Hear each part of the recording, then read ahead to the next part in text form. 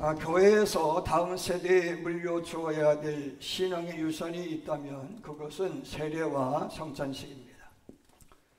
교회에서 행해지는 세례는 죄로 인해 영벌받을 인생이 예수 그리스도를 믿음으로 영생에 이르게 되어지는 과정에서 한 번은 꼭 경험해야 될 귀한 또는 신앙의 의식이라고 하는 말씀을 드리고자 합니다. 진정한 유대인이라면 할례가 필요했듯 진정한 그리스도인이 되기 위해서는 세례가 꼭 필요하다라는 말씀인 것이죠. 오늘 우리 주위에는 결혼식을 하지 않고 사는 분들도 있고 결혼식을 올리고 사는 부부도 있습니다. 결혼식을 올리지 않았어도 결혼식을 올린 사람들보다 더 행복하게 사는 사람들도 있을 것이고, 결혼식을 올렸지만 결혼식을 올리지 않은 신랑 신부보다 불행하게 사는 사람도 있을 것입니다.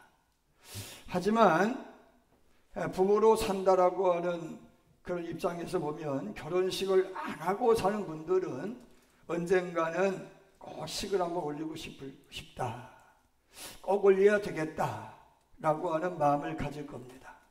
왜냐하면 식이라고 하는 것은 두 사람이 부부가 되었음을 세상에 공포하는 그런 의식이기 때문인 것이죠.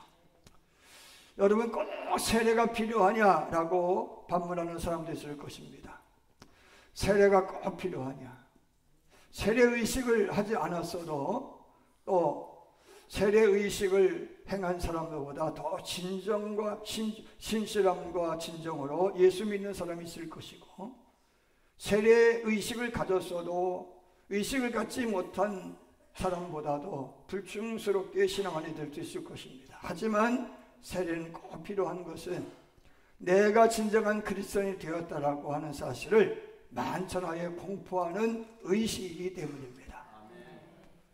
그렇기 때문에 오늘 우리의 성도들은 꼭 진정한 성도가 되기 위해서는 세례 의식이 꼭 필요하다라고 하는 말씀인 거예요.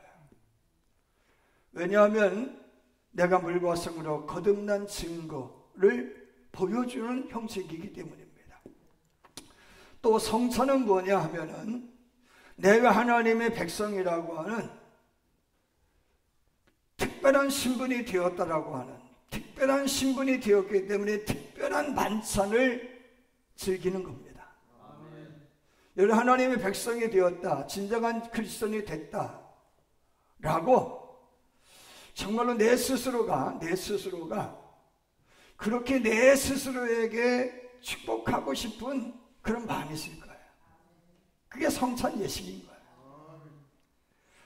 이거는 세상 사람은 맛볼 수 없는 만찬인 거예요.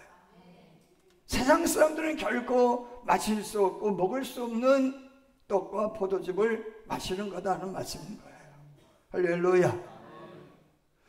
우리는 살면서 세상의 특별한 국가적인 기념 행사에 초청을 받았으면 나도 모르게 어깨가 으쓱할 겁니다. 왜? 국가의 특별한 행사에 내가 초청받았다라고 하는 이야기는 그만큼 내가 존귀한 사람이 됐다라고 하는 의미이기 때문에 그런 거예요.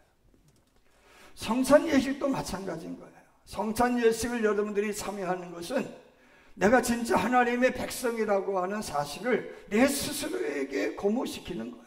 기억시키는 거라고 하는 말씀인 거예요. 이 의식을 통하여서 예수님이 나를 위해서 어떠한 고난을 당하셨는지, 고초를 겪으셨는지를 우리가 스스로 깨닫는 시간이, 그리고 깨닫게 하는 시간이 성찬의 시간인 줄로 믿습니다. 그래서 초대교회 성도들은 사도행전 2장 42절에서 떡을 떼었다, 모일 때마다 떡을 뗐다. 이야기는 예수님이 나를 위해서 고난당한 몸의 상처를 기억했다라고 하는 거예요. 더 나아가서 46절 말씀 보면 날마다 모여서 떡을 뗐다. 이 성찬 예식은 가끔가다 우리 교회처럼 한 달에 한 번이 아니라 모일, 주의 이름으로 모일 때마다 할렐루야.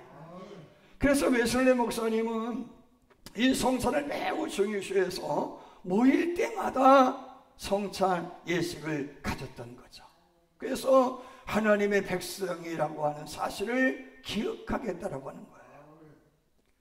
그 이후로도 계속 성찬이 계속되어 왔음을 알 수 있는 말씀이 사도행전 20장 7절 말씀인데, 안식 후 첫날에 우리가 떡을 떼려 하여 모였더니 라는 말씀인 거예요. 이 예식은 드로아라고 하는 곳에서 있었던 예식이지만 이전에도 계속해서 모일 때마다 주일이면 어김없이 모여서 부활의 주님을 기억하고 감사하고, 또 주님이 우리를 위해서 흘리신 피와 눈물과 땀을 상기한 줄로 믿으시길 바랍니다. 여러분, 우리 교우들이 성찬을 중요시 여겨야 되는 것은 예수님이 나를 위하여 채찍에 맞았고 그 피를 흘렸다는 사실을 상기하기 위함이죠. 더 나아가 나를 위해 십자가 지신 예수님을 더 뜨겁게 사랑하고 섬기고자 하는 마음이 있어야 되기 때문인 줄로 믿으시길 바랍니다. 초대교인들이 성찬을 중요시한 것은 그냥이 아니고, 마태복음 26장 17절 19절 무교절 첫날에 제자들이 예수께 나와 가로되 유월절 잡수실 것을 우리가 어디서 예비하기를 원하시나이까 물었을 때 예수님께서 하신 말씀, 성 아무개에 가서 이르라. 선생님 말씀이 내 때가 가까웠으니 내 제자들과 함께 유월절을 내 집에서 지키겠다고 하라 라는 말씀에 군말하지 않고 장소를 제공했는데, 그 장소가 마가의 다락방인 줄로 믿습니다. 여러분, 그때를 기억하는 것이 성찬인 거예요. 제가 목회를 하다 보니 이런 분이 있더라고요. 내가 살았는데 죄가 너무 많아서 감히 성찬에 참여할 수 없어서 저는 안 먹겠습니다. 그리고 제가 목회하는 10년 동안 한 번도 성찬을 안 받더라고요. 여러분, 성찬은 죄인이기 때문에 받는 거예요. 죄인이기 때문에 그 떡을 먹고 그 잔을 마심으로 죄를 씻는 거예요. 아멘. 그만큼 우리가 죄인이라는 사실을 상기시키는 것이 성찬 예식이다, 그런 말씀인 거예요. 그래서 죄의식을 가진 사람일수록 더 성찬에 가까이 나와야 되는 거예요. 할렐루야. 웨슬리 목사님 목회 당시에요, 교인에게 가장 치명적인 불명예가 있었어요. 성찬을 주지 않는 거예요.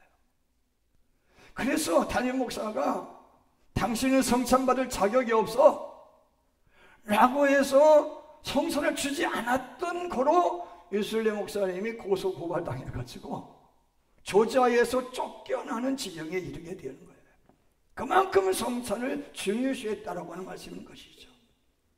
여러분, 오늘 우리 교회에서 매달 첫 주일에 행하자는 성찬 예식은 여러분들께서 꼭 필요한 예식이라고 하는 마음을 가지시길 바라고, 오늘 이 여러분이 잡수신 떡과 포도즙이 우리에게 있어서 예수님의 살이요 피라는 의식을 좀 상기하기를 바라고, 예수님의 고난을 상기하기를 주님으로 축원합니다. 하지만 오늘의 말씀을 통해서 이 성찬 예식이 우리에게 주는 한 가지의 교훈이 뭔가를 한번 생각해 보고자 하는데, 그것은 생존이 먼저냐 사명이 먼저냐의 문제다. 예수는 오늘 우리 성찬을 위해서, 성찬의 떡과 포도주가 되기 위해서 생존의 갈림길에서 예수님은 사명을 선택한 거예요. 사명을 선택했기 때문에 성찬이 있는 거예요. 하나님은 최초의 인류인 아담과 하와에게 생육하고 번성하며 땅에 충만하라, 땅을 다스려라 라고 하는 문화 명령이라고 하는 위임을 해주셨어요. 이 명령을 받들어야 될 아담과 하와가 이 명령을 소홀히 해서 낙원에서 추방당했음을 여러분 알고 있을 겁니다. 노아에게는 장차 다가올 홍수 심판으로부터 구원받기 위해서 내가 지시한 대로 넌 방주를 만들라 라는 명령을 받들어서 120년 동안 방주를 만들어서 구원받은 줄로 믿습니다. 아브라함에게도 하나님 말씀해 주시죠. 아브라함아, 보트집 자비의 집을 떠나 내가 지시하는 땅으로 가면 너가 땅에서는 민족의 조상이 될 것이고 믿음의 조상이 될 것이고 더 나아가서 내 이름이 가장 유명한 인물이 될 것이고 할렐루야. 여러분 기타에 약속을 해주시잖아요. 본tuk 친척 아비의 집을 떠나라고 한 말은 생존을 포기하라는 거예요. 내가 지시하는 곳으로 가라는 것은 사명을 선택하라는 거예요. 우리는 오늘 사명과 생존의 두 갈래길에서 무엇을 선택해야 되는지에 대한 지금 선택의 기로에 서 있다고 하는 거예요. 예수님의 제자에게 말씀해 주시죠. 너희는 먼저 그의 나라와 그의 의를 구하라. 그리하면 너희 구하는 모든 것도 이루어 줄 것이다. 너희는 예루살렘과 유다와 사마리아를 지나 땅끝을 이기까지 내가 인생의 길과 진리와 생명임을 전하라. 그러면 너희들이 하늘의 멸관도 쓸 것이다. 이런 말씀을 해주시는 거예요. 오늘 여러분과 저에게는요, 하나님이 각자 소임을 주셨어요. 은사라고 하는 것을 주셨어요. 은사는 사명인 거예요. 아멘이죠? 예수님은 오늘 사명과 생존의 갈림길에서 고민을 하셨는데 얼마나 고민하셨으면 내가 고민하여 죽을지언이라고 탄식할 정도로 고민을 하셨죠. 그 고민의 끝자락에서 예수님은 생존을 선택하지 않고 사명을 선택하신 거예요. 아멘이죠? 여러분 성찬 예식을 행했던 초대교회를 보면은요, 이 성찬 예식 때문에 더 많은 핍박과 박해를 받아요. 왜? 예수의 사유와 피를 상징하는 것이었잖아요. 그러니까 식인이라고 하는, 기독교인들은 식인하는 이 족이라고 하는 그런 종교라고 하는 그런 잘못된 생각, 오해로 인하여서 특별히 네로 황제에 의해서 엄청나게 핍박을 받아요. 그럼 우리 같으면 어떻게 하겠어요? 에이, 그거 그만둡시다. 왜?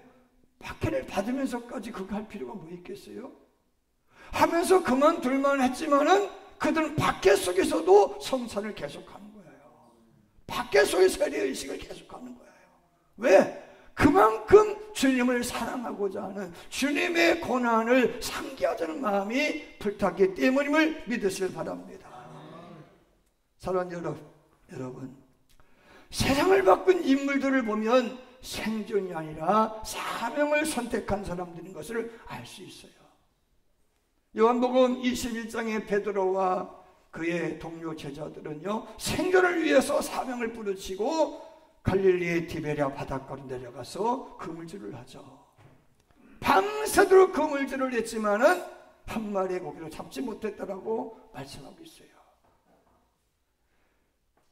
생존을 선택했는데 생존할 수 없는 거예요. 그런데 알고 보니까 예수님은요, 그들을 막기 위해서 이미 고기를 숯불에 굽고 계셨다고 말씀하고 있는 거예요.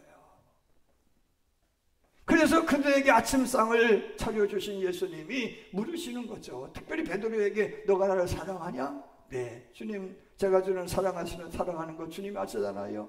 그럼 내 양을 먹여, 내 양을 쳐, 내 양을 먹여, 이렇게 말씀하셔요. 생존이 아니라 사명을 택하라는 거예요. 그러면은 내 영혼이 잘되고 범사가지고 강건하게 된다는 거예요. 아멘입니다. 사명과 사랑은 비슷하다고 그래요. 나훈아의 사랑이라는 노래가 있어요. 잊으라 했는데 잊어달라 했는데, 이런 가사죠. 그런데 잊을 수가 없어. 그게 사랑이라는 거예요. 사명도 그래요. 그럴 생각이 없는데 그렇게 해야 돼. 그런 마음이 아닌데 그렇게 돼. 그게 사명인 거예요. 여러분, 기도 중에 문득 생각나는 게 있습니까? 사명인 거예요. 말씀이 듣는 중에 깨달아지는 게 있어요. 사명인 거죠. 나도 모르게 끌리는 것이 있어요. 사명이죠. 사랑하는 여러분, 사명을 생각하세요. 목숨 부지만 생각하지 말고 명예롭게 살자는 거예요. 세계적인 설교가였던 맥킨토시 박사님이 스코틀랜드에서 목회할 때 친구가 방문을 했어요. 그분은요 박식한 학자예요. 주일 예배를 딱 드렸는데 그 주일날 기도한 분의 기도가 너무 마음에 은혜가 되어가지고 친구 목사에게 물어요. 여보게, 아까 기도하신 분 누구야? 우리 교회 장로님이신데 직업은 구두수선공이야. 그래? 근데 어떻게 그렇게 기도를 그렇게 은혜롭게 하냐? 그분은 구두를 수선할 때 예수님의 구두를 깁는다 생각하고 구두를 수선해야 해. 여러분, 그렇게 기도문을 다듬으니까 은혜가 있었던 거죠. 아멘입니다.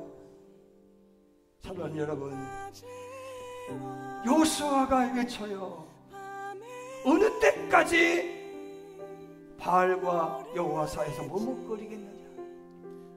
강서편에 아모리인들이 섬기던 신을 섬기든 강이편에 여호와를 섬기든 둘 중에 하나를 택하라.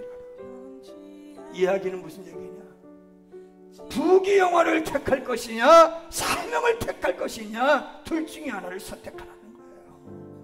나의 달려갈 길과 주 예수께 받은 사명 곧 하나님의 은혜의 복음을 증언하는 일을 마치려 하면은 나의 생명을 조금도 귀한 것이 여기지 아니하겠노라. 나는 바울의 고백처럼 죽으면 죽을지라도 주님을 포기하지 않으리, 제자의 직을 포기하지 않으리, 끝까지 사랑하고 섬기며 살겠다 다짐하는 저와 여러분들을 주님으로 축원합니다.